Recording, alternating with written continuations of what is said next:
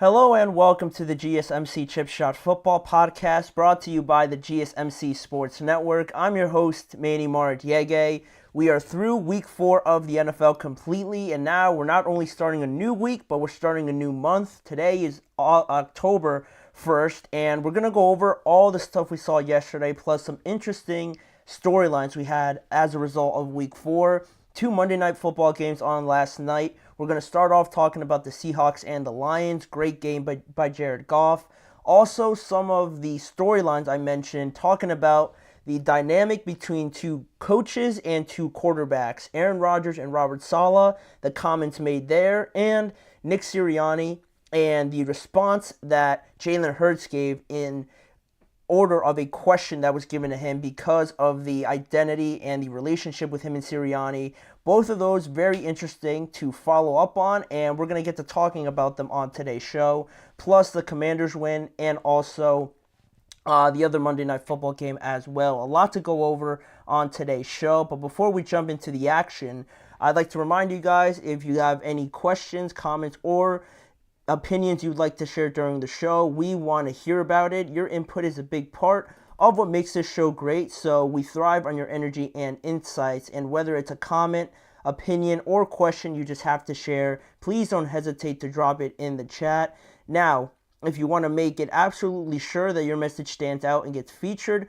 on today's show, there's an easy way to go about that, just by using the new Super Chat feature we have available to you guys now at the bottom of the chat box. Just click the $ and send in your Super Chat. This way, it guarantees that your message gets on the air, and it's also a fantastic way to support our channel. We rely on your guys' support to keep bringing you the sports content you love, and we appreciate every bit of it. So go ahead, let us know what you're thinking, hit the Super Chat button, and let's keep this show as exciting and interactive as possible. And also, there is the alternate method, still, the tip and donations link, gsmcpodcast.net, where you can still tip, donate, and leave a comment or question there if you prefer. We are so thankful for you guys whenever you guys help our channel out. Hit the Super Chat button and get involved with today's show. But now, we can jump back to talking about football, looking at one of the Monday Night Football games from last night, the Seahawks and the Lions. A great game between, I think now I can confidently say, 2 contending NFC teams just in general in the conference after last night's game. A 42-29 victory for the Lions to hand the Seahawks their first loss of the season. Both teams now at 3-1. Detroit handing or getting into that second place spot in the NFC North, and the Seahawks still firmly in first place in the NFC West Division. A much needed performance, I think, pretty much for the Detroit Lions. We talked about the idea of Jared Goff coming into this game, the offense as a whole, maybe being a bit shaky, not being overly convincing through the first 3 weeks, but they definitely shook all of that off and put to bed any sort of doubts or criticisms, I thought, from this game, and Jared Goff specifically, because we look a little bit closer of what Jared Goff did. As perfect of a game as you can get from the quarterback spot, right? 18 for 18 on the night, 292 yards for Jared Goff and 2 touchdowns. He also had a receiving touchdown as well. Everything was hitting perfectly for not only Goff, but for this Lions offense. Then you look at the running game, just as dominant as it usually is. Jahmyr Gibbs and David Montgomery combined for 118 yards. Jahmyr Gibbs tacked on 2 touchdowns as well. And in the passing game, Jared Goff had such a big night, but the receivers as well, obviously having something to do with that. Amon-Ra St. and Jameson Williams both combined for very decent stat lines. Amon-Ra St. had 6 receptions. Jameson Williams chipped in with 70 yards receiving. A lot on that 70-yard touchdown, actually. 80 yards receiving, 70 coming from that one touchdown, that one play that he had. And on the other side, the Seahawks, I mentioned how both these teams really made me feel good about them going forward. And starting with the Seahawks, looking at Geno Smith, 38 of 56 for Geno Smith, 395 yards through the air, 1 touchdown and 1 interception there for the Seahawks quarterback. And for as much as Geno Smith passed the ball, Kenneth Walker also coming back from injury, he pretty much picked up where he left off, 12 carries for 80 yards and a hat trick of touchdowns as well. DK had a nice night. Jackson Smith and Jigba had a decent night, and Tyler Lockett too. All of them really benefiting from, I think, this offense that I mentioned, run by Ryan Grubb, coming over from the University of Washington, now into Seattle. You're getting numbers like this, and I don't think it's an anomaly or an outlier now, because this is becoming a constant thing with the Seahawks team, and it's very refreshing to see them kind of bring in somebody you might not know too much about, how he gets his first experience in the NFL, and they're flying right now compared to some of the other teams in the NFC. They've gotten off to a great start, and it's crazy to me that Geno threw the ball 38 more times than Jared Goff just in this game, which is nuts. They clearly felt that was the way to continue some sort of momentum, but looking at the game and kind of how it all broke out, compared to the second half, the first half was a slow start after both teams punted on their first drives. Then Detroit just hit the Seahawks with a wave of touchdowns, scoring 3 straight touchdowns on 3 consecutive drives. While the Seahawks did score, they also had some mishaps when they fumbled the ball. They missed a long field goal heading into halftime, and they created a little bit of a difference there. Then the start of the second half was filled with just back and forth haymakers from both of these two teams. The start of the second half had 5 touchdowns between both of these two teams, just back to back to back to back. And eventually you got the score at 35-27 at some point in that second half, pretty early on, in favor still of the Lions. They were still up by 8 points there, but that was as close as it ever got, really, towards the latter half of the game, because Detroit got one more touchdown after that great grab and discipline by Amon-Ra St. Brown to not only catch the ball going towards the sidelines, but get his 2 feet in. Then the defense finally for Detroit, there wasn't much defense at all played in this game, but the defense came up big there towards the end for the Lions. They didn't allow another point after that drive. The safety that the Seahawks got technically wasn't given up by the Lions defense, so they pitched a better game towards the end when Kirby Joseph intercepted Geno in the end zone, pretty much sealing everything at that point. And it was a great contest. If you watched the game, you would have known that very exciting, the epitome of, I think, what the NFL would love every game to be like, obviously, but you get a game like this here or there, and it's very fortunate that it was on national TV. Everybody got to see it, and everybody got to see how good both of these two teams are. That's really what I took away from it, mostly. Even though Seattle they lost their first game, it was still a great showing for them and the Lions as well to kind of legitimize both teams, in my eyes, in my opinion, and Detroit more so than they already were a legit team. But what I mean by that is, you look at the Sunday night football game, right? You have 2 contending AFC teams in that game, the Bills and the Ravens, 3-0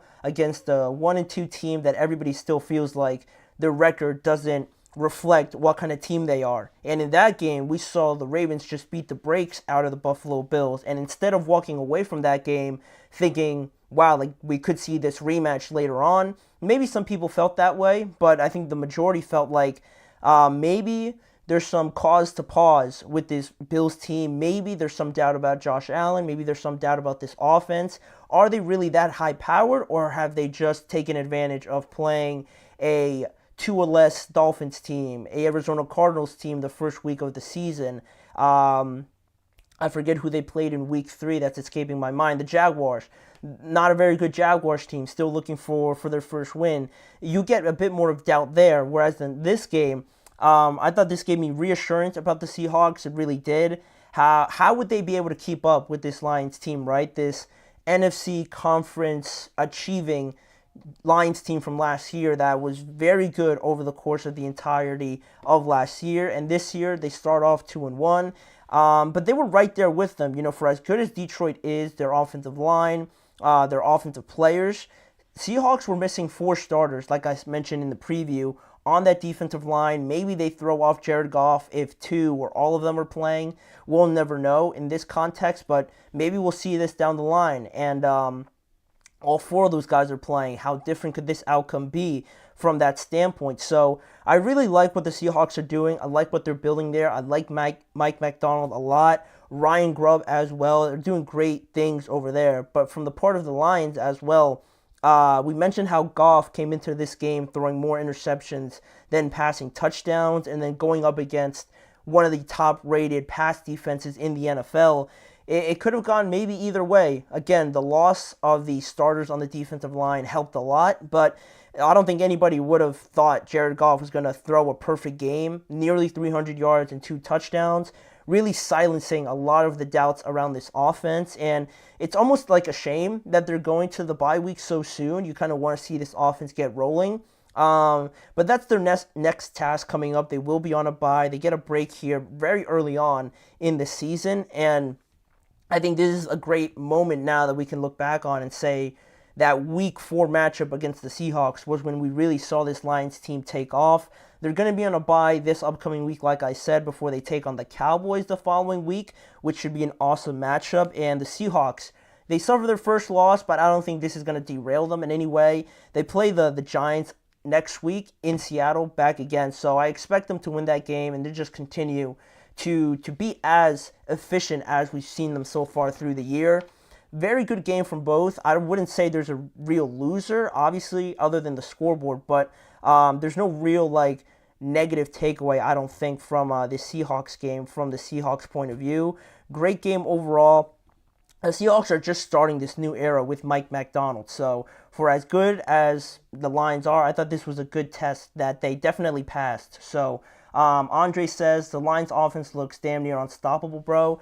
Yeah, I think if you can't stop the run, it's going to be a long night. That's what they never failed to do, right, Andre? That's what they never failed to do. We knew that running game, that offensive line was going to be as prolific as it was, but I think the passing game was always something that some people had some doubts on. Jared Goff, maybe people not convinced by him yet. And last night was, I think, the height of what this offense could really be, with Goff throwing the ball perfectly like he did, the running game being unstoppable. There's no real weakness, as you alluded to. This Lions team looks unstoppable, and now we could hopefully see them continue this run going forward. Like I said, a shame that we don't get to see them next week, but that Lions and Cowboys game, a rematch of last year's game where all that controversy happened, is going to be awesome to see. So we'll be looking forward to that. We're going to jump into our next segment coming up after the break, though.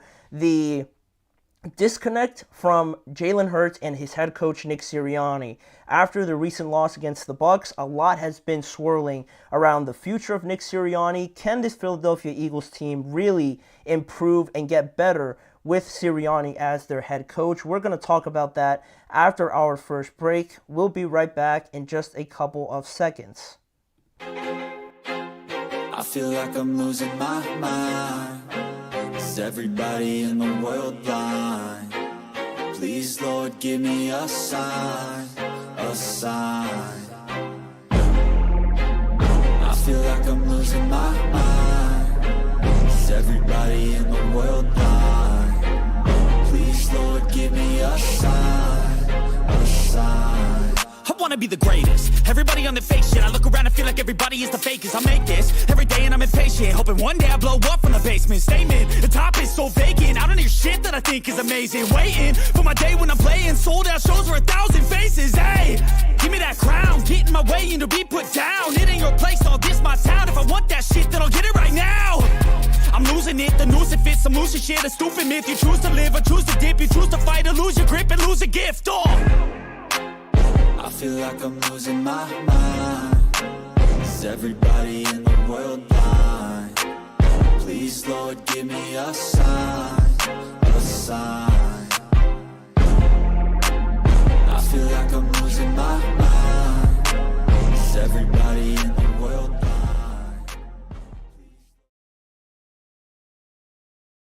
Back here on the show, back on the Chip Shot Football Podcast, to not review anything, but kind of touch back on an issue that we addressed a little bit in yesterday's segment, talking about the Bucs and the Eagles game. Now this whole issue, if you guys saw the clip where Jalen Hurts was asked a question about the conversation him and Nick Sirianni could potentially have about this team's identity and how they address it heading into a bye, and how basically they try to improve this situation. And Jalen Hurts was asked about it, and all he said was, we have our moments. 4 words. We got 4 words out of Jalen Hurts in regards to a question asked about Nick Sirianni and just their relationship and how basically it is moving forward with this question about this team's identity, because a lot of people have some questions, a lot of questions from this Eagles team, not only from this game. Still being at 2-2 isn't the end of the world, but it stretches back to last year, right? That's always the biggest thing with this Eagles team, with the collapse that they had last year. I mentioned how symbolic almost this game was for the Eagles, because it all culminated last year, that big collapse with the game against Tampa Bay, right, where everything that was wrong with this team sort of got exposed, right? The players weren't good enough. You saw Tampa Bay's offense have their way with them. The offense for the Eagles also wasn't able to put anything together, and it just became a rout towards the end of last year in the wild card round of the playoffs. So now the Eagles kind of have a symbolic redo of that whole opportunity to face the Tampa Bay Bucks again in Florida again, a playoff rematch. So it was a chance to have this sort of redo, right, to kind of put everything that you grabbed in this offseason, right, the addition of Saquon, the 2 new coordinators, the pieces on defense, to put all that together and show that if you had all these guys and how much you've improved just in 4 games, to bring them up against the team that really embarrassed you last year, it was a good test to see where they were at. And we had the exact same result happen as we did back in January or whenever the game took place. And it really just shows, it epitomizes the quote of, the more things change, the more they stay the same, apparently, for the Philadelphia Eagles, because for as much as they changed, and they changed a lot, they brought in Kellen Moore and Vic Fangio, obviously, very different personnel and scheme and game planning for both of these guys. Nick Sirianni not calling the plays anymore. That was a big change. You basically still had the same offensive line. You had Cam Jurgens now at center. Mekhi Becton coming in, also playing right guard. Obviously, Saquon coming in. Devin White, Bryce Huff. They drafted Quinyon Mitchell, who's a starter now. C.J. Gardner-Johnson's coming back. All these guys, a lot of new pieces coming in for the Eagles, and still we saw the same defensive mistakes that we saw last year in that game against the Bucks. A lack of communication, poor discipline, bad tackling, weird game planning this time. Whereas last year, the players that the Eagles had out there on defense, if we're being honest, probably should not have been out there in a playoff game for the Eagles. And now this year, they got good players. Zach Bond's a great player. Jordan Davis, obviously. Jalen Carter. I like Quinyon Mitchell. I think he's going to be a good player. But I think this year it's more so of a questionable game plan, schematics-wise, decision-making from Vic Fangio and how he approached this game. We mentioned and talked about it yesterday, how it was confusing why they were reluctant to bring more than 4 guys rushing the passer. Baker Mayfield was way too comfortable, and there has been some questionable decisions from that defensive side of the ball that, compared to last year, the personnel was clearly the problem, and maybe this year it's the same thing, right? I mentioned the scheme, but still personnel-wise, they brought in Bryce Huff, and he really hasn't contributed anything, I don't think. I haven't mentioned Josh Sweat's name at all this year, I don't think, and it's just always so centered around Jordan Davis and Jalen Carter. Also, you have these personnel pieces. I don't know why Devin White doesn't play that much. I don't know if there's something there, but I think he could really help them out. If you want to talk about tackling and poor discipline on that end, the guy that's the complete opposite of that is Devin White. I've been kind of holding that back in the back of my head for this time now, but, that's another decision that's questionable right on that side of the ball. We saw the same defensive mistakes last year. The offensive inefficiency is also a problem again. The game planning, I don't know what the process is looking like there, but the idea of throwing so much this year when you have Saquon Barkley back there is dumbfounding to me. I know you didn't have A.J. Brown or Smitty in this game, obviously, or Lane Johnson didn't play, but still, you made it a game last week against the Saints, and I think people looking at the Saints and the Bucks could probably say they're about equal. So what you did so good in the Saints game, we didn't see again this time around with the Tampa Bay Buccaneers, which was disappointing. And one of the biggest things is that Jalen Hurts still looks like he's completely lost out there. He hasn't bounced back from the performances last year. He's nowhere near the 2022 version that made it to the Super Bowl. And I don't think he's gotten worse or anything like that, but the last thing you also don't want to happen is that he sort of plateaus, and we've already seen the best of Jalen Hurts already, which isn't ideal by any means because of the contract and how much the offense is centered around him, the tush push and everything like that. You don't want to see that also, so that only just adds on. We're seeing, like I said before, a lack of discipline, a lack of a clear plan on game days when something doesn't go right. I'll get into that a little bit more later. The personnel pieces, the new ones, aren't really contributing outside of Saquon Barkley. And the off-the-field issues with Jalen Hurts and Nick Sirianni, like I mentioned at the start, with that quote from Jalen Hurts, seem to kind of just be bubbling up again from last year with those reports saying that there was a clear disconnect from Jalen and Sirianni based on how Sirianni was calling the offense and whatnot. So Nick Sirianni takes a step back, Kellen Moore comes in, and still it seems like there's something there. I don't want to say it's personal or anything like that. I obviously have no idea about that, but it feels like Jalen is frustrated. Obviously coming off of the loss and the rough start, that's frustrating, but it feels like there's something bothering him when Sirianni gets brought up any way, shape, or form. It always comes up as a cold response or anything like that. I don't think... I might be reading too much into it, but when they mention something about Sirianni, it's always very serious, and I know Jalen is a very, I guess, stoic kind of personality when he's talking to the media, but I feel like when you ask him about, I don't know, like Jason Kelsey or A.J. Brown, he might crack a smile here or there, but with Sirianni, it always feels like it's very intentional and serious also, and it just kind of smells of a lack of belief. I don't think he's completely lost the locker room or anything like that, but it's not a good message because you say that heading into a bye, now you have all this time to kind of marinate in it, to kind of send that message and leave it kind of just sitting there with the team obviously seeing that and how they kind of interpret it towards their feelings of Nick Sirianni.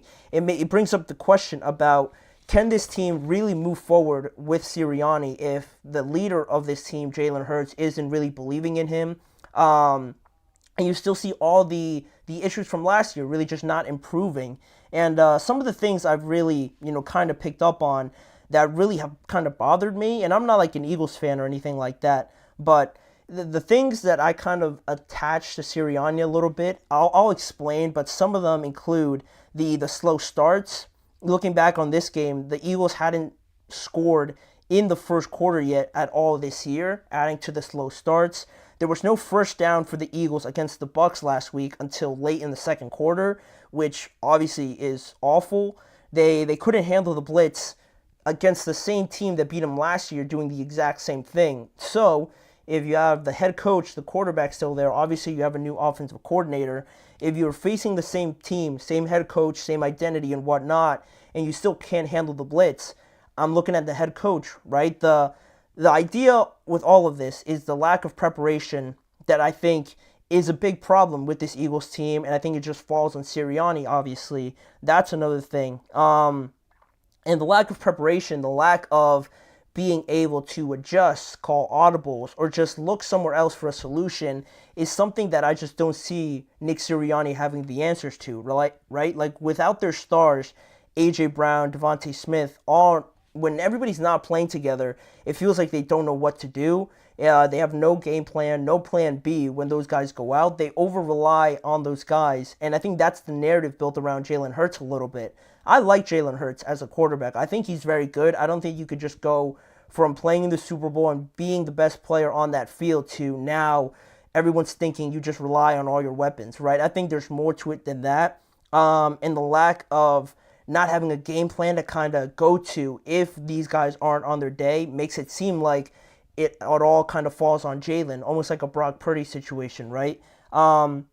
But in no way am I saying that Jalen Hurts is absolved from any blame. He definitely does need to play better as well, but The two biggest factors are Jalen and Nick Sirianni. And if we're talking about a drastic decision to take, they're not going to move on from Jalen Hurts right now because of the contract they just gave him. And you don't really find a quarterback like Jalen with the athletic attributes that he has as well. So you're naturally just going to look at Nick Sirianni. And also, the idea with this Eagles team, they just look like, to me, whenever I see them play, it looks like they're just a boat or a ship out at sea, just kind of drifting without really having a captain or any sort of navigation to guide them anywhere, right? It just feels like they're just coasting, kind of just going with however the game pans out, and they have really no control over anything.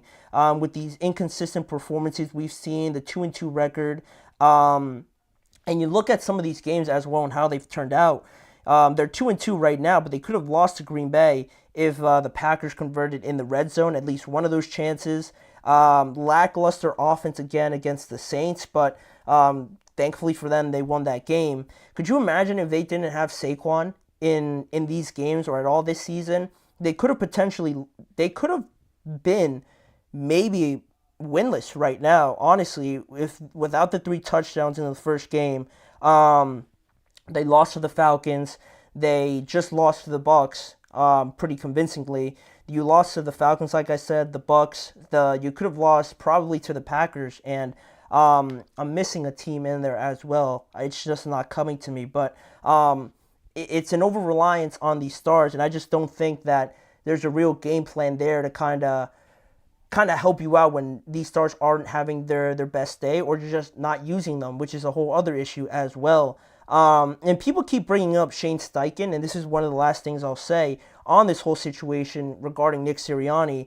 People keep bringing up Shane Steichen and as a reason for the decline of Jalen Hurts and this offense, and losing Jonathan Gannon for the defense as well. So if you're a good head coach, right? Good head coaches like Andy Reid, Mike Tomlin, Matt LaFleur, Sean McVay, guys like that, they'll lose coordinators, but you hardly ever see them just take a nosedive right after that, right? If you lose Shane Steichen, if you lose Jonathan Gannon, and you still keep the majority of your entire roster, and Nick Sirianni, kind of takes a step back off of play calling duties, and this team is still having questionable decisions, and they just look lost from a leadership standpoint, people naturally look at the head coach and think, well, if you're not calling plays, and without these 2 coordinators, you're incapable of making this team look like it did when both of these guys were here.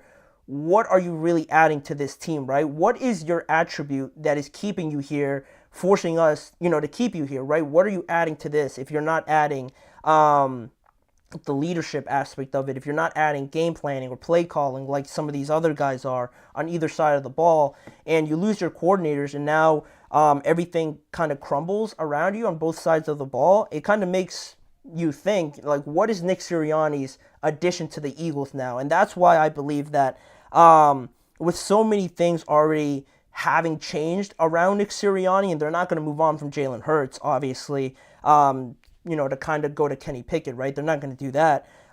It's starting to appear like Sirianni seems like the most evident answer to this idea that if things don't get fixed, you're going to almost have to go to changing Sirianni. The hot seat is very much there for him. And I think if we don't see a change, especially coming out after the bye, I don't know if they're going to change it right away, just coming off of the bye and just like fire him, or after a few weeks, fire him during the season. But it's definitely the most delicate situation with a head coach. And for all the reasons that I mentioned as well, it's just some things that I've picked out. It can't really happen when a team's this talented. It makes no sense for them to be 2-2 and be a questionable 2-2 at that, unconvincingly in a lot of these games. So is he the answer? Can they move forward with Sirianni? I don't believe so. I feel like we're going to have to see a change there to really get a real answer to see what the problem is. If you move on from Sirianni, obviously down the road maybe, and you still struggle, then we could start talking about Jalen. But I don't think it has to go in the reverse order. Sirianni's definitely the one you look at right now for a lot of these issues, because a lot of them, I think, just kind of permeate down from the lack of leadership and any sort of additions that he might bring to this Eagles team. But not the end of the world, but 2-2 still wanting more from this Eagles team is the biggest problem. So that is one situation between a quarterback and a coach, some problems there. We're going to move on to another one between Aaron Rodgers and this time Robert Saleh. Issues over the cadence call from Aaron Rodgers kind of point to the bigger problems that the Jets have had in recent years, and it's something that they need to stop in order to have Aaron Rodgers fully help them this year and if they want to reach their goals. We're going to get more into that when we return in just a couple seconds. Don't go anywhere. Looking for your daily fix of sports talk without having to pay for it? GSMC Sports Network is available on YouTube. Just search GSMC Sports Network. Get your fix of daily sports talk shows on YouTube, absolutely free. NFL, college football, NBA, MLB, MMA, UFC, fantasy football, and so much more. GSMC Sports Network has shows running all day long, with new sports shows starting every 2 hours. Just like on your favorite cable sports channel, except GSMC Sports Network is absolutely free. Just search GSMC Sports Network on YouTube to catch one of your new favorite shows, like the GSMC College Football Podcast, Chip Shot Football Podcast, Hoops and Heels Women's Sports Podcast, GSMC Basketball Podcast, and so many more. Check it out for yourself. GSMC Sports Network, now available on YouTube absolutely free. Search GSMC Sports Network on YouTube right now.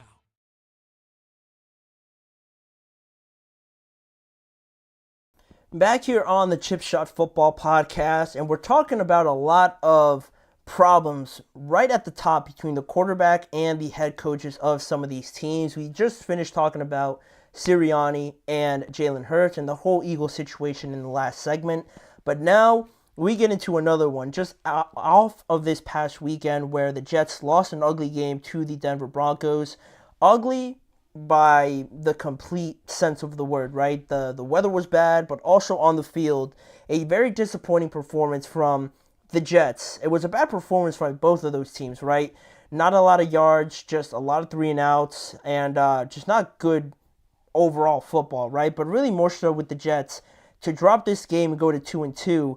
It isn't a great look, obviously, because of the fact that you had extra time, because you had that extra time to prepare for a rookie quarterback on the road. Coming on the road was Bo Nix, and the way that they played against the Patriots, it was all blatantly obvious that they should have done a lot more against the Broncos than they ultimately did, and just the fact that they're a better team. They have a better roster than the Broncos, so to lose to them 10-9 and really be depleted of everything you did well against the New England Patriots, it was very, very disappointing to say the least. So we could talk about the run game not being existent in this game. Breece Hall with only 4 yards off of 10 carries. Braylon Allen, again, another okay performance, 8 carries for 34 yards. The passing game also didn't look great or as in sync as it did against the Patriots. There was a lot of miscommunications, frustrations boiling over on the sidelines. You could see it in all of their body language and just their reactions on the sidelines as well. Everything went wrong on Sunday for the Jets that could have. And the most interesting thing, though, was coming from the comments made afterwards by Robert Saleh on Aaron Rodgers' cadence. Of all things, the cadence was brought up because of the fact that the Jets had 5 false start penalties that kept getting in their way. On top of everything else getting in their way, right? The penalties just added the cherry on top to really grinding their gears and showing that it was just not their day on Sunday. And Robert Saleh brought it up in regards to Aaron Rodgers' cadence as well afterwards. And I think it was made a big deal, more so of a big deal than I think it really was. But it was interesting, the fact that Robert Saleh, to me, went here. And based on his statement, I'll get into it a little bit more. He said, we got to figure it out. Whether or not we're good enough or ready to handle all of the cadence. Cadence had not been an issue all camp. Felt like our operation had been operating pretty good. Obviously, today took a major step back. The critical part is saying we got to figure it out. Whether or not we're good enough or ready to handle all of the cadence is very interesting because of reasons I'll get into in a second. But that was taken in by the media. Then they kind of relayed it back to Aaron Rodgers, and Aaron Rodgers, was asked this question. Robert Saleh sort of pointing to the cadence as being an issue for the all the false starts. I don't think directly saying he was blaming it on it, but it makes it sound like, Aaron Rodgers' cadence obviously is a reason why all these false starts happen, and that's not a great thing to say, right? And Aaron Rodgers, had this to say about it afterwards as well. He said, that's one way to do it, referencing Robert Saleh potentially addressing the cadence. That's one way to do it. The other way is to hold them accountable. I mean, we haven't had an issue. We've had one false start. Morgan had one false start, I believe, until this. It's been a weapon. We use it every day in practice. We rarely have a false start. And to have 5 today, yeah, it seems like an outlier. I don't know if we need to make mass changes based on a kind of an outlier game.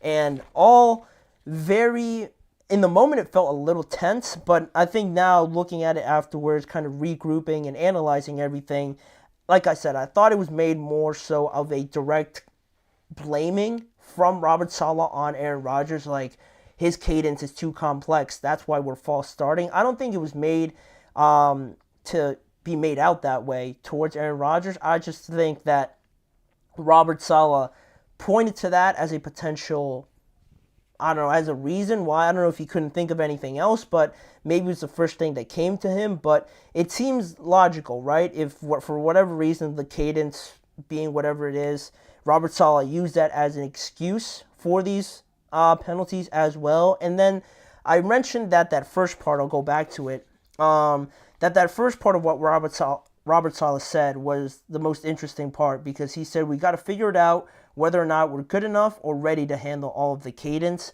To me, it just says, based on that response and then what Aaron Rodgers says right at the beginning as well, that's one way to do it. The other way is just to hold them accountable. One way, Robert Saleh's way, is implying the fact that maybe this team isn't just ready yet. Maybe this team shouldn't be held to that high of a standard because they just can't handle it or they're not ready enough. Maybe implying that we should just move on from it. Whereas Aaron Rodgers wants this team to be held to that high of a standard, says that that's one way to do it. You could go away from it, or we could just hold them accountable. Drill this into their heads, thinking that we're going to get this right. There's no other way around it. We're going to be held to this highest standard because out of anybody in this entire organization, Aaron Rodgers has seen the most success in the last decade compared to the Jets overall in their franchise. The way that Aaron Rodgers thinks of it, holding these people, or his teammates, I should say, better off, accountable, I think speaks volumes a lot about that bigger issue, like I mentioned, with this New York Jets team. One wants to stop it because it could be too hard, because this team's not ready, and the other wants more accountability and attention to detail because that's the standard that is required to even think about playoff success later on in the Super Bowl, obviously, but that's the level of detail needed. And for the head coach of all people to say, maybe we're just not good enough, kind of alluding to the fact that they should just kind of stop it, I think that's how most people took it. It speaks volumes to me for that reason. That sort of different way of thinking, that disconnect here doesn't have the sky falling. Obviously, this team is still 2-2, but at a critical point of the schedule, right? Because the Jets are playing the Vikings this upcoming week. Then they play the Buffalo Bills.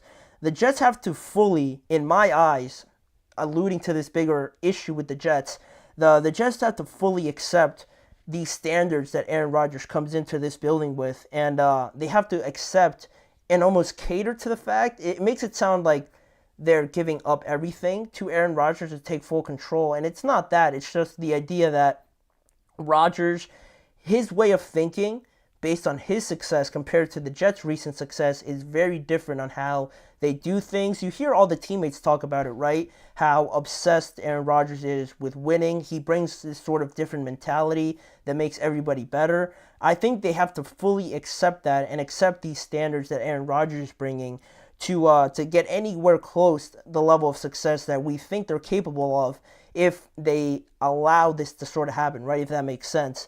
it's not just on the field, right? But how he brings a winning mentality to this Jets organization off the field, that, they would love to have his level of success compared to their level of success over the last 10 years. They need to fully embrace what he's trying to say, his mentality. And Robert Saleh obviously has his way of doing things because he's been there longer and things like that. But Aaron Rodgers is a different level when we're talking about here. They should cater is a weird phrase. It just sounds worse than it actually is, but I don't know how else to kind of phrase it here. If they truly want to get to where they want to be, where we think they can go, I think kind of accepting this fact, knowing that Rodgers has his best intentions at heart, holding this team accountable to a higher standard, is where this team needs to be, not where they feel comfortable being, right? It is comfortable to kind of go away from it. If you see the results not there, it's easy, it's comfortable to go away from it, right? Maybe we're just not there yet. Maybe we'll go back to it when we're ready. No, you got to hold this team accountable, because after 4 games, you being 2-2, feeling that you could be better than this, the accountability has to be there. And thankfully for the Jets, they have Aaron Rodgers there as their quarterback to hold them to this high of a standard, right? They have to fully embrace that and, embrace the level of being uncomfortable, knowing that this is not going to be easy, following Aaron Rodgers, I think, through these situations, kind of relinquishing this power, I guess, from Robert Saleh to Aaron Rodgers, being willing to accept what he's thinking, what his ideas are, what he wants to bring to this team that you might not necessarily know or think is okay. I think you kind of just got to relinquish that doubt over to Aaron Rodgers and fully buy into what he's saying. And again, it sounds bad because it sounds like the Jets should just, give in to everything Aaron Rodgers, right? It's not to that full extent, but I think what this has said to me is that, the standard and the way things are going with the Jets, if Aaron Rodgers wasn't here, the rest of this season for the Jets could look very different. But thankfully for them, they have Rodgers there, who has tasted success, has a Super Bowl, right? Has MVPs. He knows what it takes, so he has that ability to guide them through this rough patch of things. And they've never really been here with this success and this level of expectations on them. So it is kind of natural that they would resort to these sort of comments. But this is the point, like I said, this influx point in their schedule where they could fully buy in and really be disciplined and accountable for all their mistakes to try and get over this, or they're going to fold, and that same old phrase that everybody says, right, same old Jets, is going to come out again regardless of Aaron Rodgers, because this team is incapable of fully buying into this different standard that Aaron Rodgers brings in. And that's really the biggest issue, their biggest hurdle, right, is buying into everything that Aaron Rodgers is sort of bringing with a winning mentality.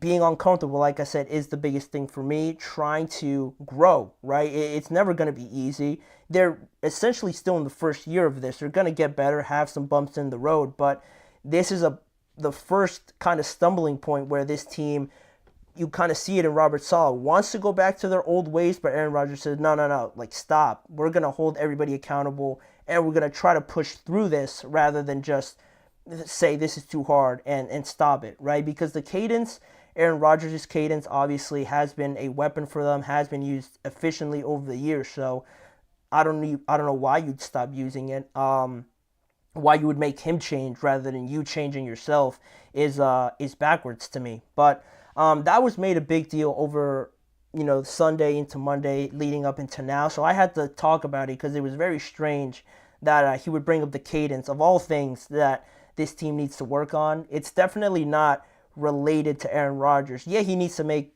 better throws, obviously. He said that himself, but there's other things here with the Jets that they need to fix before they even talk about Aaron Rodgers' cadence. Like, come on, like, what are we talking about? But that's all from the Jets. That's all about the controversy and things like that. We're going to get back into reviewing some of these games here to finish off the show. We had to talk about Jayden Daniels again. Great performance over the weekend with the Commanders going to 3-1 over the Arizona Cardinals. We're going to get into that.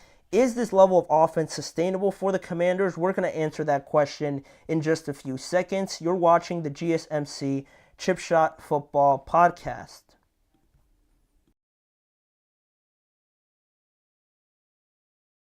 For the best and latest podcasts available anywhere, go to the podcast app on your cell phone and type in GSMC to access free content-rich podcasts on health and wellness, book reviews, sports, entertainment, relationships, social media, movies, technology, finance, and even weird news. Subscribe and download the GSMC Podcast Network's family of shows, available everywhere podcasts are found.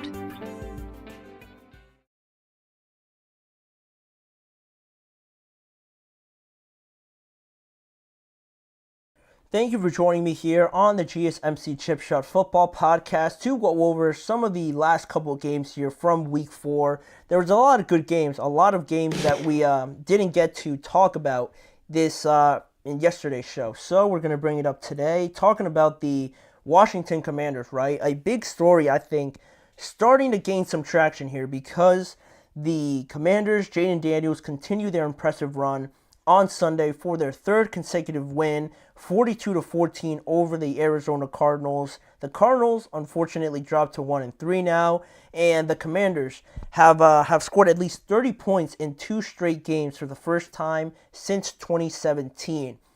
7 years since that has happened, and it is still, like, I think people are approaching the Commanders still with a weary sort of approach. Like, we kind of like what we're seeing, but we're not fully bought in.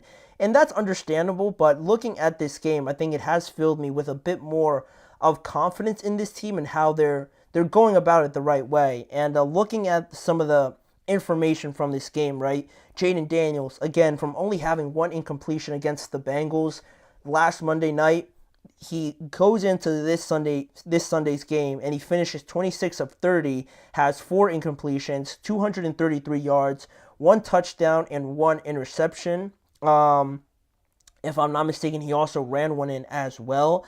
Also has an 82% completion percentage on the year. I'm not sure if that exactly leads the NFL right now, but regardless of that fact, 82% for a rookie for this Commanders team that a lot of people really had no true belief in is absurd. Whether or not he's first, third, or second on that list, it's remarkable what that stat is. So that speaks volumes to me.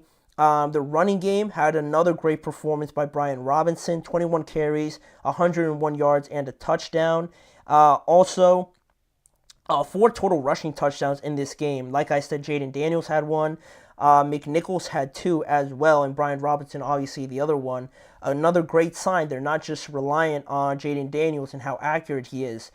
How accurate he is kind of based off of how good they are in the run. So that's a great thing to see as well. Terry McLaurin had a decent game, 7 receptions for 52 yards and another touchdown as well.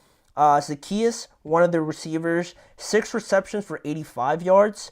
Not that he's not capable of it, but very good performance by these other guys that are also stepping up outside of Terry McLaurin.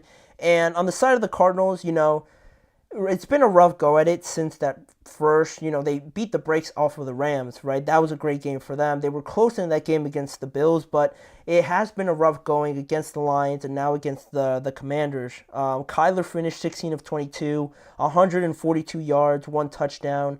James Conner, pretty good game, 18 carries, 104 yards, and 1 touchdown as well. And Marvin Harrison also, the 1 touchdown that Kyler did throw was to Marvin Harrison Jr. He led all wide receivers with 5 receptions and 45 yards.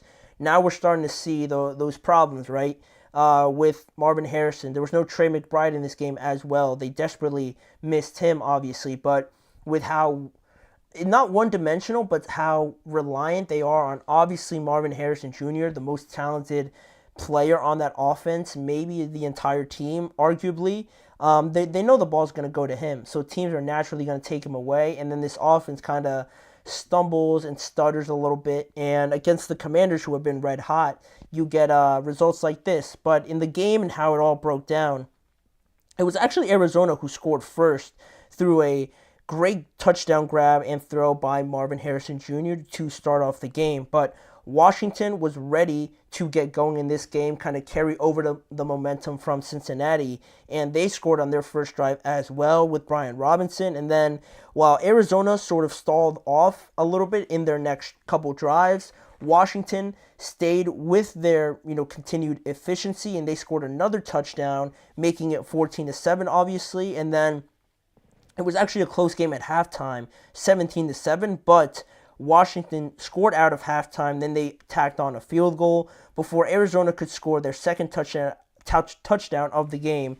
And by that point, it was 27-14, and it was almost too little too late for the Cardinals at that point, because the Commanders scored again, and the Cardinals didn't score, obviously, for the remainder of that game. So, the Commanders, their offense is obviously jumping off of the page now, right? That's back-to-back games, putting up 38 points against the Bengals and now 42 in this contest. The offense had scored on every drive over the last two games, with the exception of kneel downs. Heading into this contest, obviously, and then it was, ultimately ended after this game, after Jaden threw that interception. But it's not just based off of that, right? It's not just the fact that they're scoring. It's the way that they're going about it, right? Like I said before, they're using the run game. They're putting Jaden Daniels in some very, very favorable situations where, based off of the run game and how efficient it has been, I've been impressed with their offensive line as well, and how they have those foundations set in right now for Jaden Daniels. Then you go to Jaden Daniels and you tack on his expertise, his level of experience at LSU, being there for, I think he was in college for 5 or 4 years, if I'm not mistaken, and how that has made this transition a lot easier. As long as the Commanders put the pieces around him, they're doing that. They did that with Cliff Kingsbury, changing everything about this organization from the top all the way down to the bottom, and it's showing now with this record being 3-1. They have not scored less than 20 points at all this year yet. This offense has shown it's good enough to get out two leads and be a big help for this defense as well. That isn't elite by any means. They have good players. They got guys like Jonathan Allen, Daron Payne, Dorrance Armstrong, Bobby Wagner, who they brought on, etc., etc. But because this offense has been built the right way, because they're going about things the right way, it makes this defense look a lot better. And then once you have that, once you have one side of the ball complementing the other, then you get results like this, right? Teams that are 3-1, undefeated right now, have some aspect of that separates them from the rest of the NFL. And some teams, like the Ravens, like the Bengals a little bit, are starting to get it a little bit more. And you see them now, getting back to 500 and things like that. So I like what the Commanders are doing. Scoring 30, 40 points, I don't think that part is sustainable. We're going to see over the next couple of weeks. They have a couple of good tests coming up against the Browns, and then they're going to be at the Baltimore Ravens after that. So in situations where, like I said, this offense clearly seems like it's capable of going out and getting into leads and helping their defense out a lot that way, there could be a couple situations in these next couple games where they are down, and then how does the defense respond in that way, right? Not just a one-way street, but the defense also stepping up. And when that happens, and if that happens, what does the offense do with more pressure on them now to go out and score 20, 25 points, maybe against the Ravens, where they don't have much of the ball, so every possession is much more valuable? Are they able to keep going, go kind of toe-to-toe, score for score with the Ravens in a game? And if they're able to do that, or at least kind of stay close, I think we'll be, reaching that next step with the Commanders in terms of our belief. But, it is looking promising. Jeff Gillis, it's still early in the season. It is. It really is. I don't know how much you watch, like, these sports shows and everything, but a lot of people are kind of overdoing it now with the Commanders, and I'm kind of close to getting there. I don't want to overdo it, right? Obviously, we're only through a quarter of the season, but it is hard to ignore Jaden Daniels and how good he has been.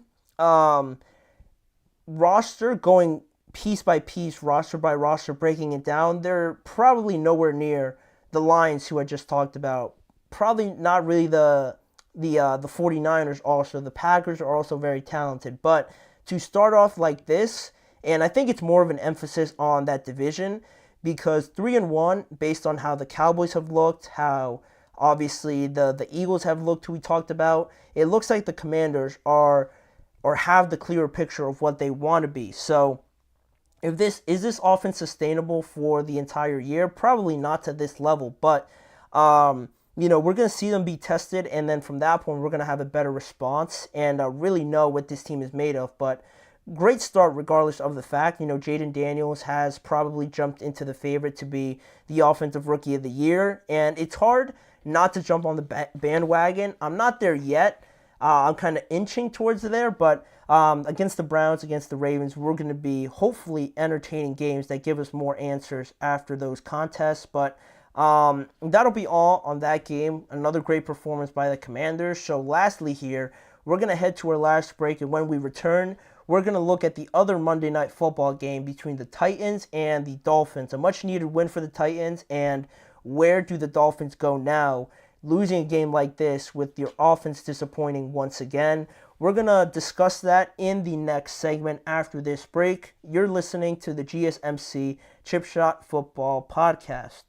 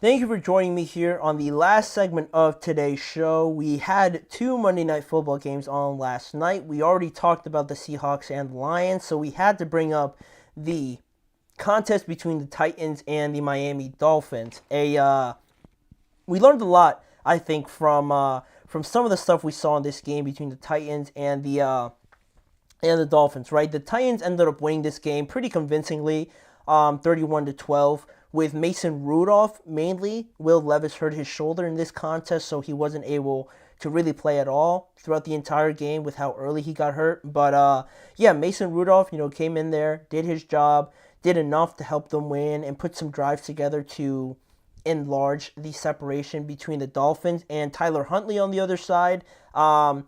Just not really, I wouldn't say that he's not good enough, but with just how everything lined up, being signed like 2 weeks ago, now being thrown into the starting job, it really didn't enhance how good this offense could be, obviously, with inserting Tyler Huntley into this offense. It's just too complex, in my opinion, to grab a guy that's never been, I don't think, in this Shanahan, McVay, Mike McDaniel sort of system, and just throw him out there and think that you're going to get a sort of resurgence of this offense in any way. They put up 12 points again, or low scoring points again, I should say, and they lost the game once again, dropping them to 1-3.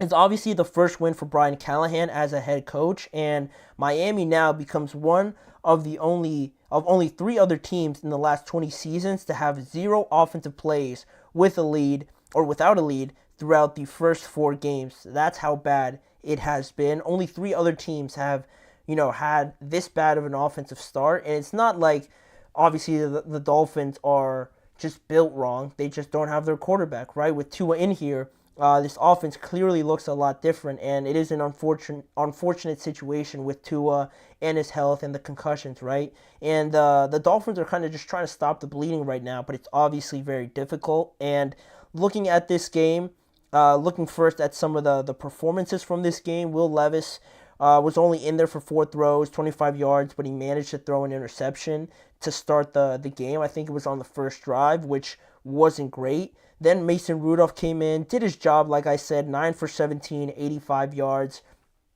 Pretty decent. He's not going to lose you the game.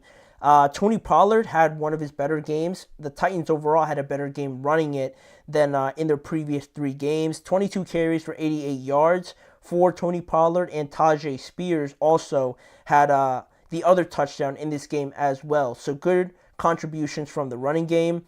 And no Tennessee wide receiver had more than 2 receptions in this game, which isn't, I mean, it is a problem, right? When you have Tyler Boyd, Calvin Ridley, and DeAndre Hopkins, if you're not getting them the ball more than 2 times in this game, what are we doing, right? But you had your quarterback hurt. You obviously are trying to be a little bit more cautious, so I expect that to change. I hope that's not a problem going forward with this offense, because they already have enough problems to kind of deal with. So that was something else I took from it.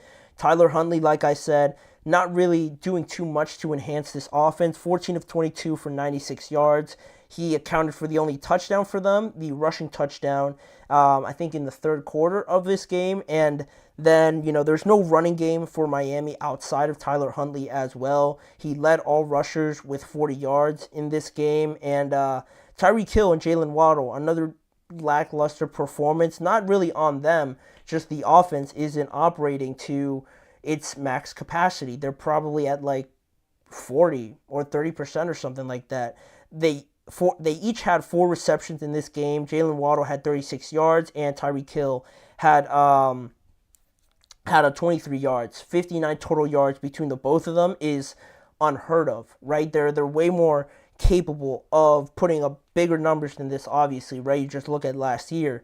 But then in the game, not too much to report on with the actual plays in the game. There was a lot of punting, there was a lot of field goals, and looking at it, it was a scoreless first quarter, then a punt, a field goal to show for the rest of the first half. It was 9-3 in favor of the Titans, and then after halftime, or in favor of the Titans, yeah.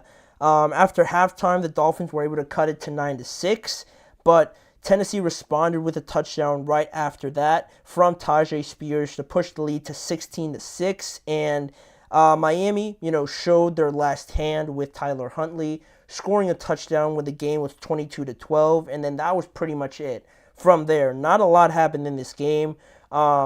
Ugly football. Just it looked like you put a lot of guys together and they were just out there trying to get through the plays, and it's symbolic, obviously evident of what the Dolphins are dealing with. But the Titans still scored one more touchdown after that, getting it to 22-12. Or actually, after 22-12, they scored one more touchdown and added a safety on that as well. That's where we got to 31-12 being the final score. And really the biggest thing from this is Miami, the struggles that they have. They've really struggled, right? After their 20-point performance in week 1, they got stomped on by the Bills. Tua got hurt, obviously, in that game. 10 points overall, or in total, I should say. Then against the Seahawks, another butt kicking. They only put up 3 points in that contest, and now only 12 points in this contest against the 0-3 Titans, which is not another good sign as well. So offensively, you clearly see the problems with this team, and for the issue with Tua, and for what people say about Tua's arm and his health-wise for him, he is really everything I think we've seen over the last 2 games now. He really is the catalyst, pretty much the engine, I guess you could say, that makes this offense go completely for the Dolphins because of how complex it is, the motions, all the bells and whistles and things like that most quarterbacks now starting in the NFL would probably struggle a little bit to try and run this offense, let alone a guy that they signed off of the practice squad, a backup level quarterback. It's not going to work the same, obviously. It's a very integral system that really relies on all these guys. It's really tailor-made for all these guys to get the best out of them. And then when one of them goes down, you can't just insert another guy in there because they're not that player. So this offense isn't running properly. It's not a Mike McDaniel thing. It's not anything like that. I like him as a coach. I think they've done fine with him as their head coach offensively. You look at last year, but it's not like they played great last year, but that was at least a good point to build off. Hopefully you were thinking into this year, but unfortunately Tua gets hurt, and now they sit at what are they sitting at? They're sitting at 1-3 right now. Yeah, they're sitting at 1-3 right now, tied for last in the division. So it's kind of teetering right now. It's teetering in the balance of what this season overall could be. Mike McDaniel said after the game that everything is on the table in terms of trying to find a solution, which makes sense. And on the other side of things, as bad as it's been for the Dolphins, you could look at the Titans and think that they're 0-3 and they have everybody playing. So, what could you say about their problems, right? They're not missing anybody. They're just not playing well with the guys that they have as their starters. And Brian Callahan mentioned after the game that Will Levis is still their number one quarterback. The shoulder issue doesn't seem to be serious, but it's kind of funny how I said a loss for the Tennessee Titans could affect how people look at Will Levis. Maybe the Titans being 0-4, people start calling for Will Levis to be benched.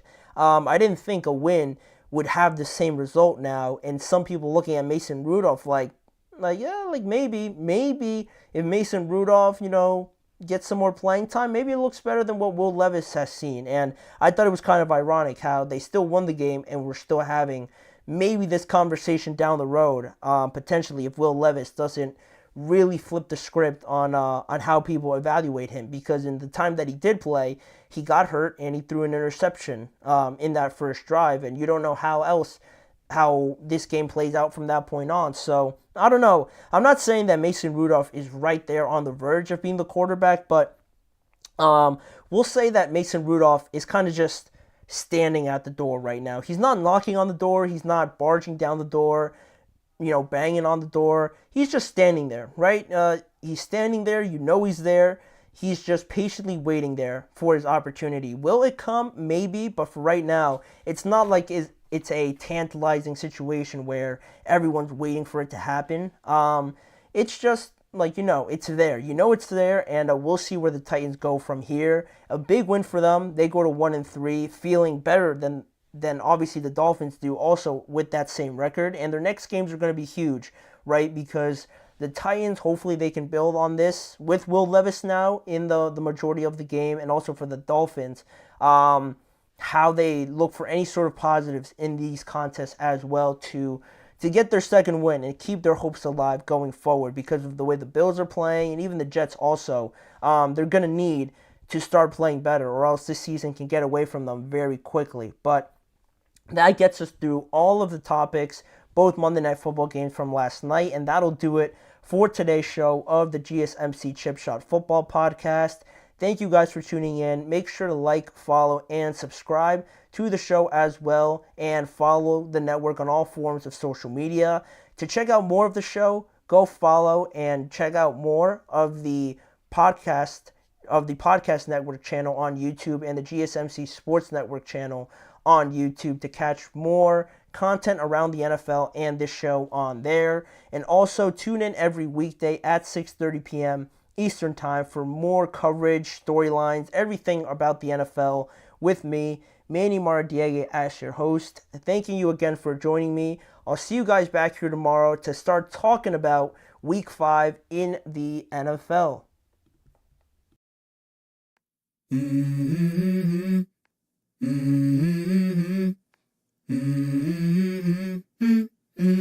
Let's go.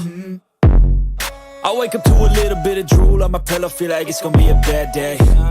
Yeah, I'm tired of shit, and the coffee